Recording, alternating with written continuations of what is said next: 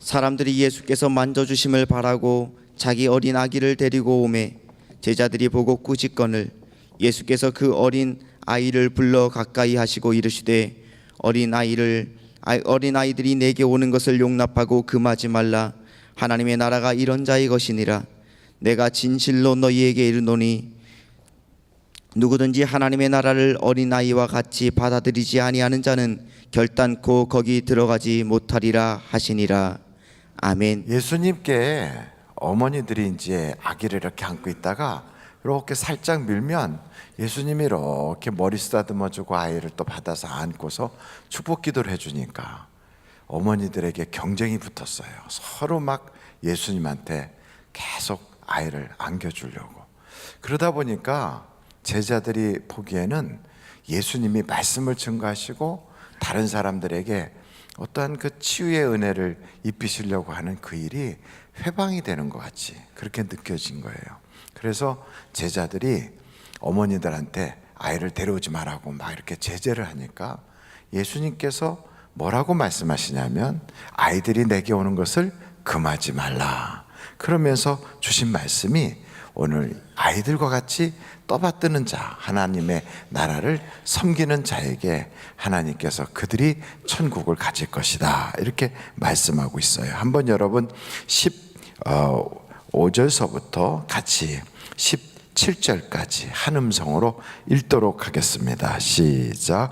사람들이 예수께서 만져주심을 바라고 자기 어린 아이를 데려오고 제자들이 보고 꾸짖거늘 예수께서 그 어린 아이들을 불러 가까이 하시고 이르시되 어린 아이들이 내게 오는 것을 용납하고 금하지 말라.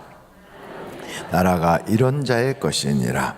내가 진실로 너희에게 이르노니 누구든지 하나님의 나라를 어린아이와 같이 받아들이지 않는 자는 결단코 거기 들어가지 못하리라 하시니라. 아멘. 그러니까 이 말씀을 보면 세 가지로 우리가 좀 알게 될 것 같아요. 첫째는 어머니들이, 그 부모님들이 자녀들이 축복받는 일, 하나님으로부터 이렇게 복을 받는 일에 앞다투어 경쟁하듯이 주님께 안기는 거예요. 우리는 세상에서도 노력해야만 성공을 거두고 이 세상에서도 땀을 흘려야 어떤 결실을 거두는 우리 그런 모든 것을 잘 알고 있습니다. 그래서 세상에는 열심히 일하는 사람, 노력하는 사람이 빛을 보게 되어 있어요. 근데 영적인 것도 똑같아요. 천국은 침노하는 자의 것이에요. 천국은 사모하는 자의 것이에요. 그러니까 열심으로 하나님의 나라를 사모하고 그리고 그 영적인 복을 받고자 애를 쓰는 사람에게 하나님이 복을 주시게 돼 있어요.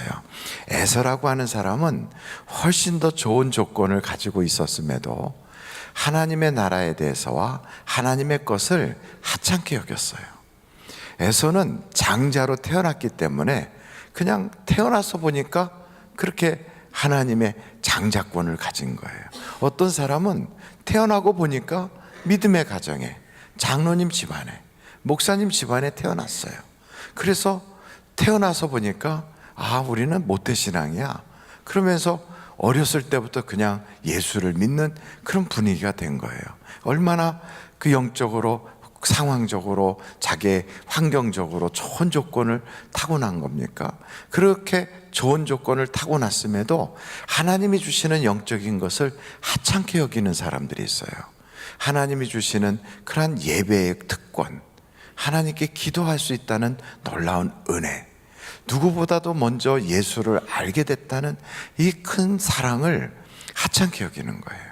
그래서 별것 아닌 것처럼 여기고 돈은 귀하게 여기고 세상의 성공은 굉장히 크게 여기는데 하나님이 주시는 이 놀라운 영적인 복을 가볍게 여기니까 하나님께서는 에서가 그것을 그냥 팥죽 한 그릇보다도 못하게 여기니까 그 모든 것을 걷어가니 에서의 후손인 에돔 족속은 지금 전 세계에서 눈을 씻고 봐도 없어요.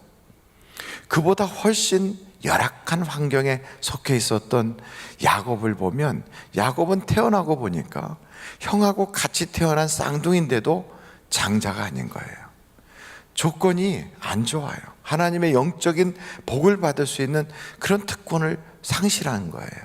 그런데도 불구하고 하나님의 영적인 복을 사모하는 거예요. 여러분, 어떤 사람은 같은 동네에 살고 있는데 누구는 목사 아들이에요, 누구는 절에 다니는 보살 아들이에요. 그럼 서로 조건이 달라요. 근데 보살의 아들이지만 사모하는 거예요. 하나님을 믿고 싶다, 나도 교회 가고 싶다, 나도 주님을 사랑하고 싶다, 내가 주님으로부터 은혜 받고 싶다 하고 사모해요. 근데 목사 아들은 늘 보던 거니까 별로 크게 귀하게 여겨지질 않아요. 그렇게 됐을 때 나중에 어떻게 될까요? 그 목사 아들은 모태신앙이니까 다 뭐든지 못한대요. 기도시켜도 못한다고 그러고, 일을 시켜도 못한다고 그러고. 왜 못한다고 그러냐면 그게 내게 하나님께 주시는 은혜인 줄 모르니까 귀찮게 여기는 거예요. 그게 부담으로만 여겨져요. 그리고 그런 거를 하면 자꾸만 자기가 얽매이는 것 같아서 기쁘질 않아요. 그런데 보살의 아들이었던 사람이 교회를 나오기 시작하니까, 교회 나와서 뭐 이거 하세요 저거 하세요 그러니, 나 같은 보살 아들이 이렇게 교회 와서 내가 일할 수 있다는 게 얼마나 특권인가, 내가 이렇게 봉사할 수 있다는 게 얼마나 큰 은혜인가, 내가 하나님의 자녀가 됐다는 게 이게 축복이구나, 이걸 알고 막 감사가 넘치는 거예요. 일하면서도 기쁨이 충만해요. 누가 그에게 월급 주는 것도 아니고, 누가 그가 잘한다고 박수 쳐주는 것도 아닌데도 그것을 너무 기뻐하니까 그 삶이 어떻게 되겠습니까? 야곱은 하나님의 그 주시는 장자권이라도 그걸 받고 싶어서 그렇게 애를 쓰니까 그 야곱의 후손은 전 세계 어느 나라에 가든지 그 유대인들을 다 만날 수 있고요.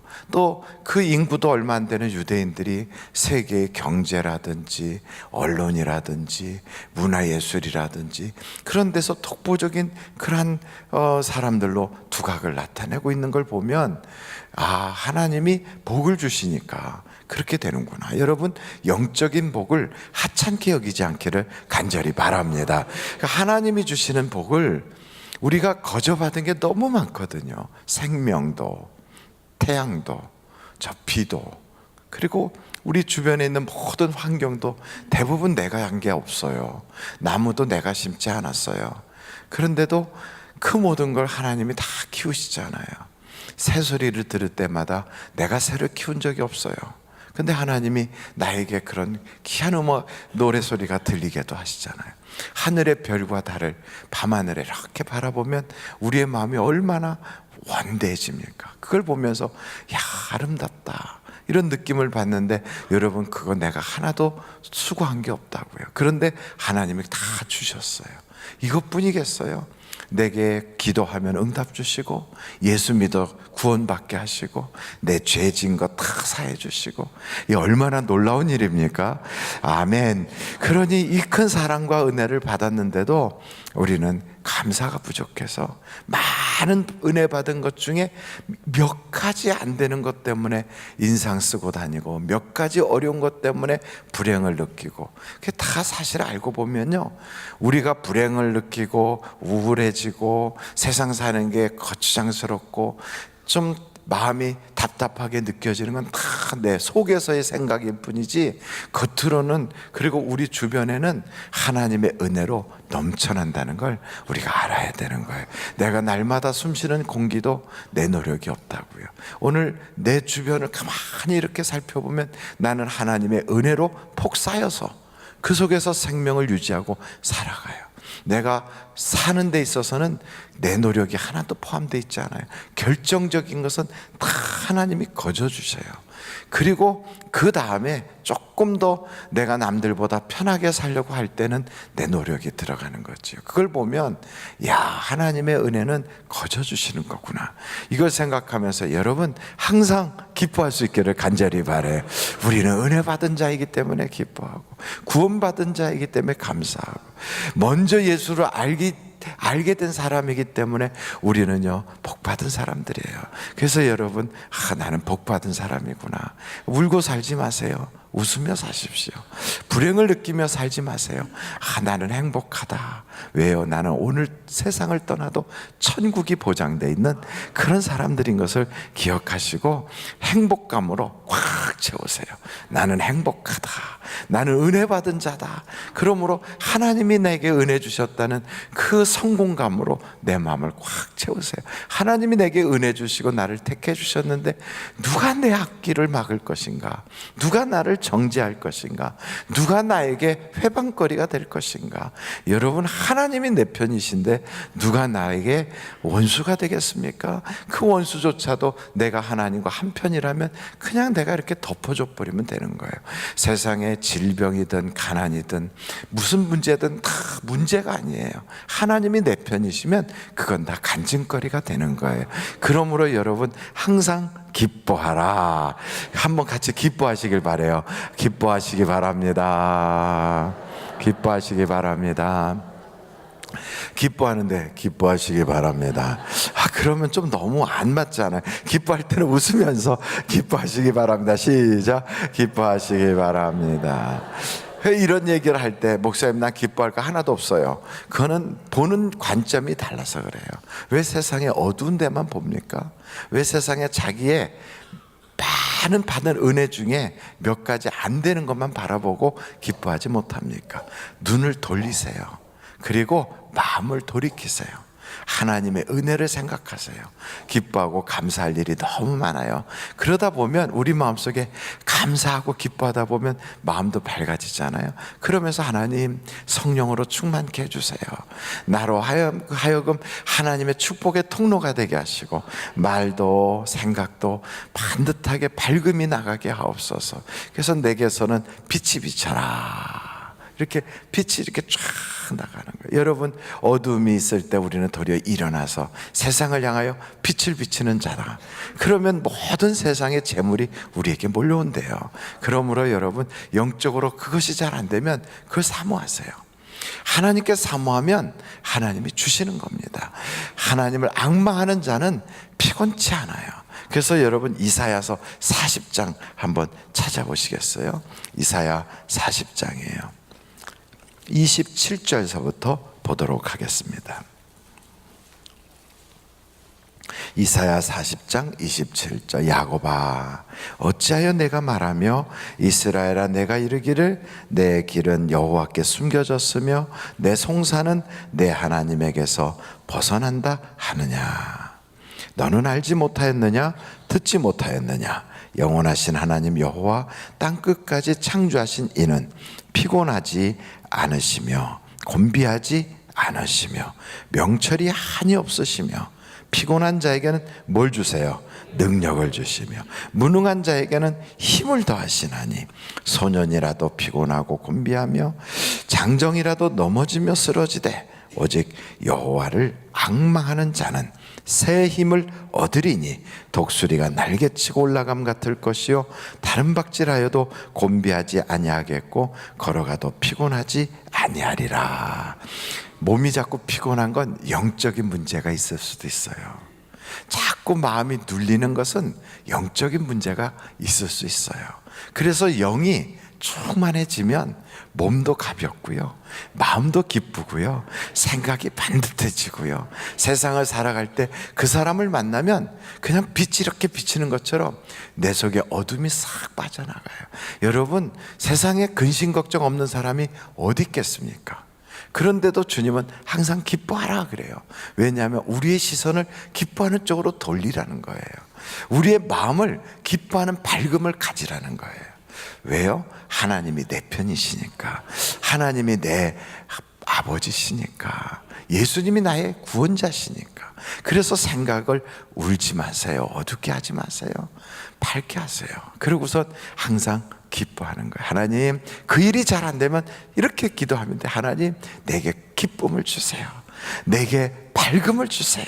내가 항상 감사할 수 있게 해주세요. 내 영이 그냥 찰싹거리는 얕은 바다와 같아요. 접시물에 이렇게 고여 있는 것처럼 너무 그렇게 이렇게 얇아요. 그래서 하나님, 내가 깊은 바다와 같이 내 속이 요동치지 않도록 하나님께서 내게 평안을 주세요. 영적인 사모함이 여러분 속에 있으면 하나님이 주시는 놀라운 은혜가 더 풍성해질 줄로 믿습니다. 그래서 여기 엄마들이, 어머니들이 자기 아이들이 그런 영적인 복을 받게 하겠다고 그렇게 경쟁하는 거예요. 여러분, 저는 얼마 전에 어떤 권사님을 만나 뵀는데, 그 권사님은 남편을 20년 전에 먼저 천국에 보냈어요. 그리고서 혼자서 5아이를 키웠어요. 20년 동안을 혼자서 5아이를 키웠어요. 근데 그 권사님이 그러면서도 교회 일이라면 앞장서고, 그러면서 예수님 다음으로 목사님을 그렇게 그냥 섬기듯이 그렇게 한 거예요. 왜 그러셨냐고 그랬더니, 내가 예수님을 직접 섬길 수가 없으니까 목사님을 예수님 대행이라고 생각하고 그랬어요. 그러시더라고요. 그런데 놀라운 건 그 자녀 5 중에 3사람이 목회자가 됐어요. 3사람이 목회자가 됐어요. 근데 그 중에 한 사람은 현재 공무원으로 있으면서 신학 공부를 하고 강도사고시 합격을 했는데, 지금 서기관인데, 공무원으로서 서기관인데 부이사관으로 승진하기로 되어 있대요. 그러니까 얼마나 하나님이 복을 주신 거예요. 그 가정에 자녀들이 하나같이 그렇게 반듯해요. 그러면서 하나님께 내가 열심히 그렇게 한 것은, 나 같은 그런 과부도 이렇게 아이들을 키우는데 어렵지 않도록 하나님이 도와주신 게 감사하다고. 근데 제가 보기에는 엄청 어렵게 아이들을 키우셨거든요. 근데 그것을 어렵지 않았다고 그렇게 이야기해요. 저는 그분을 보면서, 야, 정말 하나님이 살아계시구나. 저렇게 하나님을 사모했더니 자녀들이 전부 다 그 어머니와 함께 그 식사 자리에 나와서, 원로 목사님 4분과 저와, 그리고 강북성전에 계시는 이준교 목사님 4분하고 이렇게 전체 식사를 대접하는데, 거기 이렇게 앉아서 보니까 그 자녀들이요, 얼마나 그렇게 반듯한지. 그래서 제가 이렇게 살펴보면서, 아, 하나님을 저렇게 사모했더니 영적 복을 받고 자녀들이 저렇게 다 복을 받았구나. 자녀 하나는 KT에 다니고, 또 하나는 무슨 공기업인데 어디 다니고 막 다 이래요. 그래서 내가 볼 때, 그는 부모가 다 있는 자녀들도 저런 회사 들어가는 건 쉬운 일이 아닌데 어떻게 저렇게 다 키웠을까? 과외 공부 한번 시키지도 못하고, 애들이라고 특별히 어떻게 하지도 못했는데도 그냥 큰아이로부터 쭉 보면 그렇게 반듯한 거예요. 그래서 그 강도사 되신 분한테 물어봤어요. 그랬더니 그분이 그래요. 어머니가 하나님 사모하는 거 보고 우리는 그냥 배웠어요. 그래서 그렇게 보고 자라니까 하나님이 지혜도 주시고 길도 열어주시더라는 거예요. 여러분, 이런 복을 받은 걸 보면서 얼마나 기뻐하는지. 그런데 그 어머님이 글쎄 저한테 헌금 봉투를 이렇게 주세요. 그래서 금요일날 제가 올려드렸는데 거기에 하나님께 약속한 거 못 드린 것 용서해 주세요 이러면서 거기다 썼더라고요. 아마 금요일날 제가 그 헌금 읽을 때 속으로, 저 도대체 누가 저런 헌금을 드렸나 이랬겠지만, 그분은 자녀 하나하나 이름을 써가면서, 내가 하나님께 이 아이를 위해서 약속했던 거 그동안에 못 드렸는데 하나님, 다시는 이런 일이 없도록 하겠습니다 이러면서 드리더라고요. 자녀들이 그걸 보면서 어떻게 성장하겠습니까?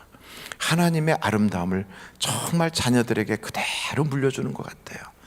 저는 그런 가정을 보면서, 야, 목사보다 낫다 이런 생각을 하게 되는 거죠. 저는 여러분들이 영적인 일에 더 경쟁적으로 하나님의 그 사랑과 복을 받기를 사모하는 여러분이 되시기를 간절히 바랍니다. 2번째, 우리 주님이 그러세요. 아이들이 오는 것을, 어린아이들이 오는 걸 금하지 말라. 여러분, 교회는 어린아이들이 많아야 돼요. 아이들도 많이 출산도 해야 되지만 어떻게 됐든지 아이들을 많이 데리고 와야 돼요. 그래서 전도하러 나가서 어른들 전도하는 거는 어렵고 아이들 전도하는 건 쉬우니까 애들 전도하는 건 뭐 아무것도 아닌 것처럼 여기면 안 돼요. 아이들 하나하나 전도해서 데려오잖아요. 그러면 그 아이들을 통하여 하실 하나님의 일이 얼마나 무궁무진한 줄 아십니까? 아이들도 기도할 때 보면 그렇게 뜨겁게 기도해요. 아이들도 방언받습니다. 아이들이 기도하면요, 신유의 역사가 일어나요. 아이들이 중보기도팀을 만들어서 교회를 위해서 막 기도하고 목사를 위해서 기도하죠. 하나님의 역사가 막 크게 나타나요.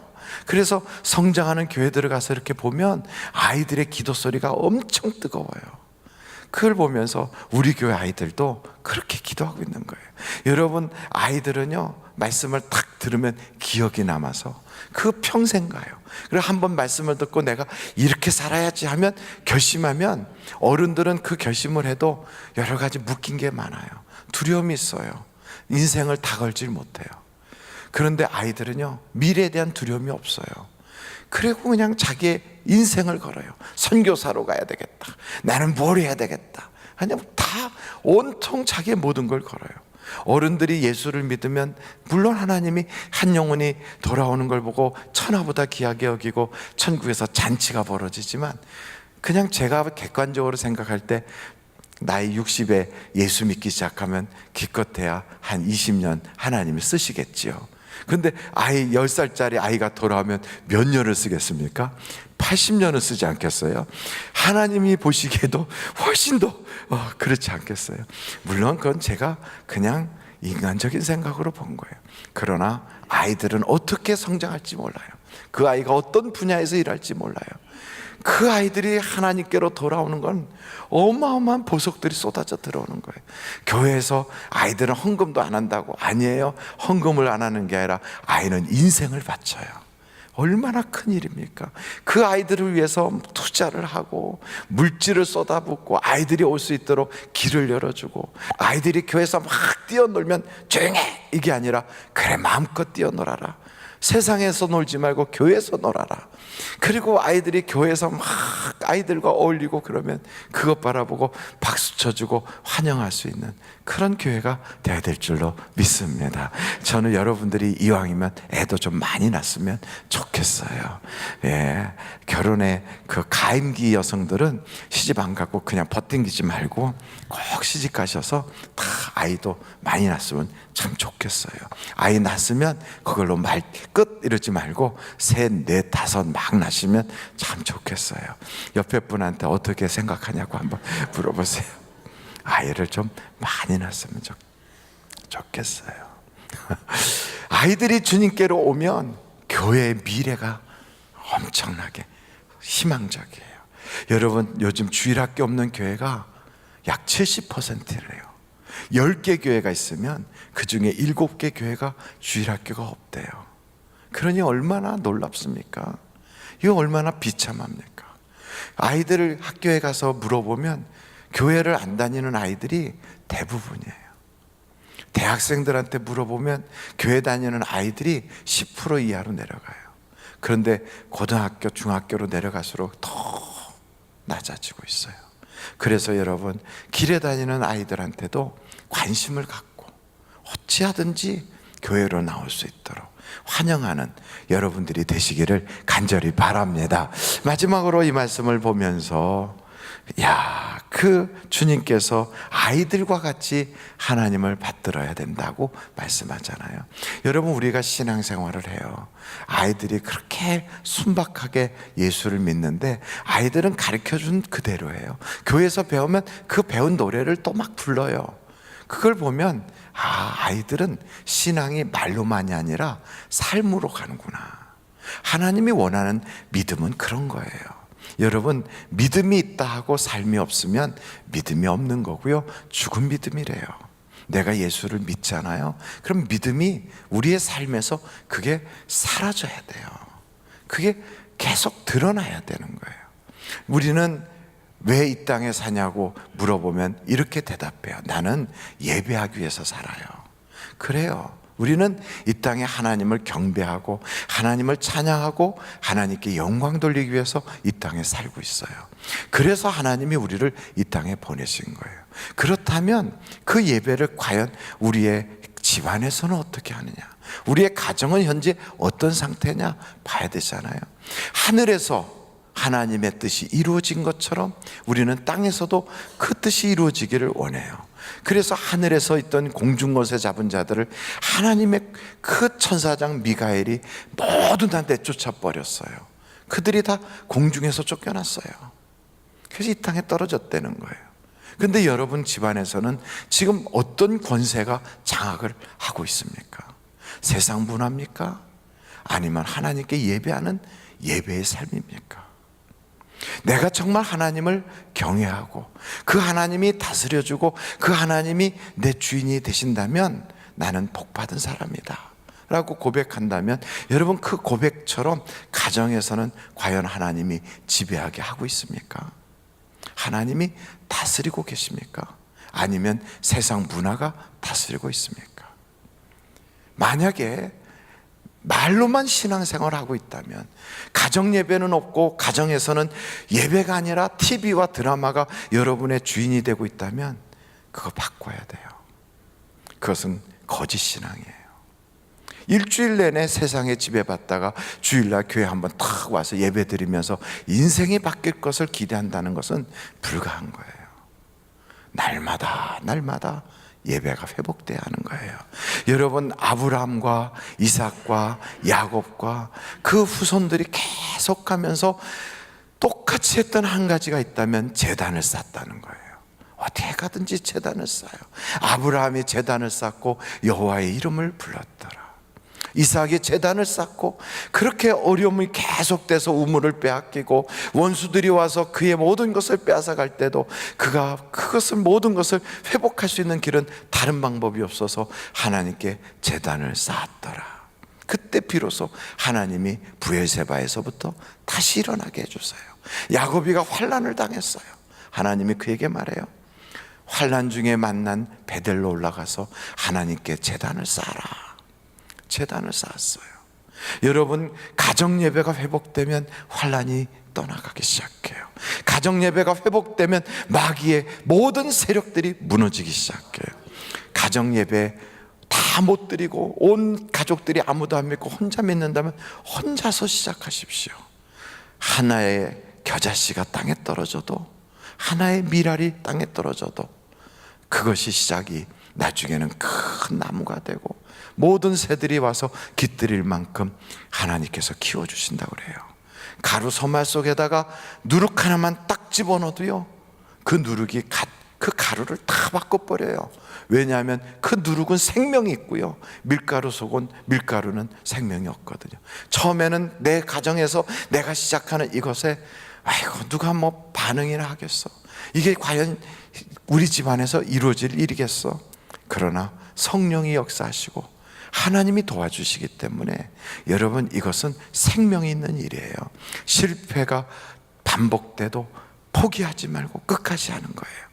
또 시작하는 거예요. 또 시작하는 거예요. 제가 이 누구 집사님이라고 하는 그분을 만났는데, 그분이 군 생활을 하다가 이제는 군복을 벗게 됐어요. 정년이 있어요. 계급 정년이.